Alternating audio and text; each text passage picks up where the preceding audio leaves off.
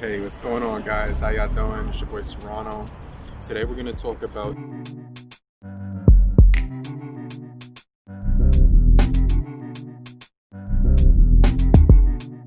Moto E5 Plus, which was released in April 2018, and now we have the Moto G Stylus, which was released in April 2020. It's a trend of releasing their smartphones around April. You want to upgrade from your older E5 Plus.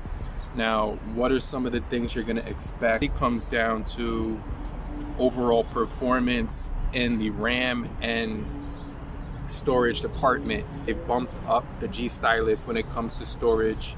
This is probably the best option when it comes to storage that you can get for around $300 of money.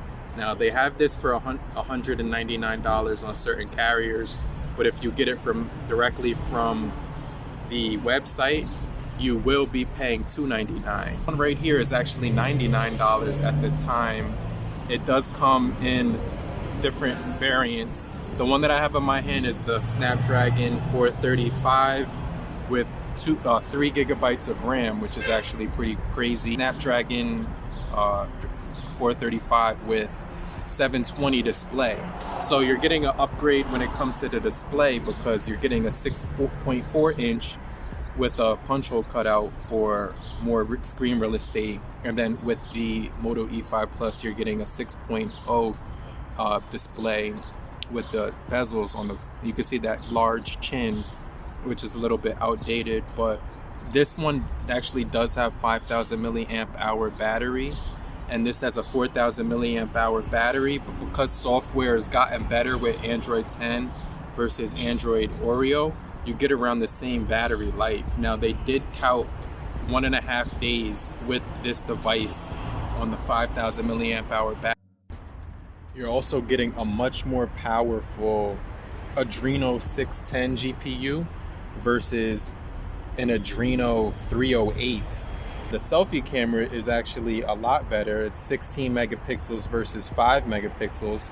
I'm gonna take some selfies and some pictures in the park right behind me in just a moment. Despite the Moto E5 Plus being so old, I do have a software update for March right here, March 1st, 2020. We're still getting some software support, security updates when it comes to the Moto E5, which is cool. Now we are getting the latest Android software on this one. So the Moto G Stylus is definitely going to be better when it comes to overall software updates. What I also found out when I was shooting between both of these phones is that the Moto E5 will not give you the option for front portrait. So if you wanted to take portraits of yourself, it doesn't offer that bokeh effect in the background. So you have plenty of bokeh effects on the Moto G Stylus for the selfie camera, just in case you wanted to take selfie bokeh camera shots. So it has the turbocharging, which is really cool.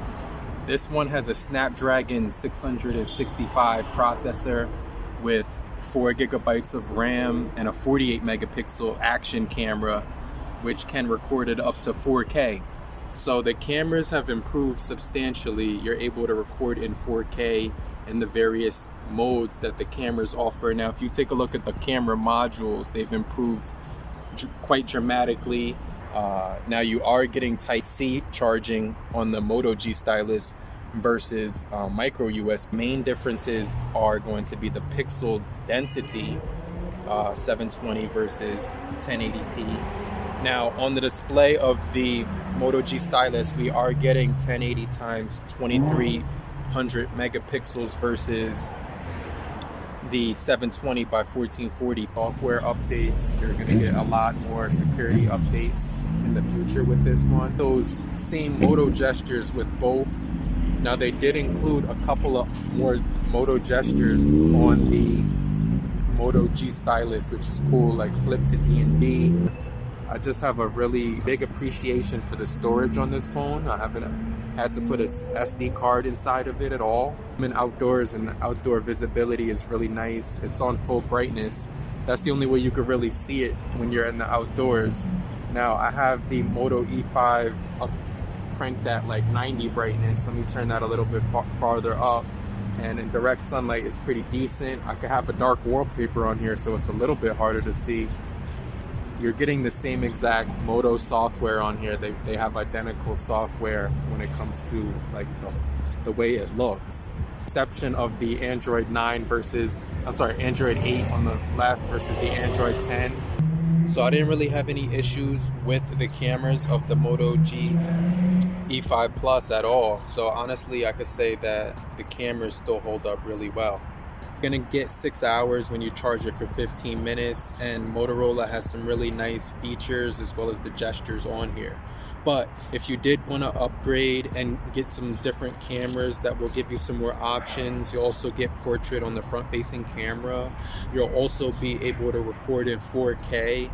Also, you're getting a better display, jump up from a 720 to a 1080 display. You're getting a bigger screen. When it comes to the screen, it got a hike from 6.0 inches to 6.4 inches. You're able to read some of these Dropbox menus on the Moto G Stylus without having to enter the application itself. You can do the same deal, but on the 8, but it's way more tailored on the 10, and you get dark mode on the Android 10 on the Moto G Stylus versus the E5 Plus. Overall, just to summarize this video, the Moto E5, if you have the Moto E5 from Metro by T-Mobile or even Cricket or another carrier, maybe you got it unlocked and you're looking to get the G Stylus, you should definitely check out the Moto G Stylus. 12 megapixels on the rear, and on the front you had 5 megapixels.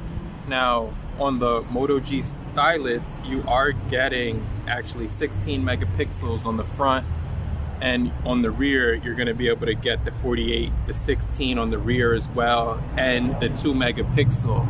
Now if you want to be able to take photographs on the 48 megapixel, all you have to do is press record on the video, and we will be taking some sample shots very shortly. Just press record on the video, and they have a designated button to take pictures while you're recording. That's the only way to take pictures on the ultra wide 48 megapixel camera. Then you get the 16 megapixel camera and the 2 macro, which you can take video on as well. Now you are getting dual speakers on the Moto G Stylus. Now when it came to the Moto E5 Plus, this probably had one of the best speakers ever for the time of 2018 in the budget department. These speakers were definitely far ahead of their time. So hopefully you did find this comparison helpful. Let me know what you think about both of these devices right here, and let me know which one you would actually get on these 2 devices right here. But if you're looking to get the Moto G Stylus, I would definitely say it's an upgrade. So if you wanted all those upgrades as well as the internal storage jump, you're getting actually triple the storage, and memory is also improved as well. But if you were looking for the best gaming device, this phone will be able to play basic games such as Call of Duty and PUBG. But if you wanted to jump into some more higher graphic intensive games like Fortnite or NBA 2K NBA, I wouldn't recommend it for actually a gaming phone, but I would recommend it for the cameras and the battery life and the user experience as far as the stylo as well. Now, if you want to be able to take photographs on the 48 megapixel, all you have to do is press record on the video, and we will be taking some sample shots very shortly.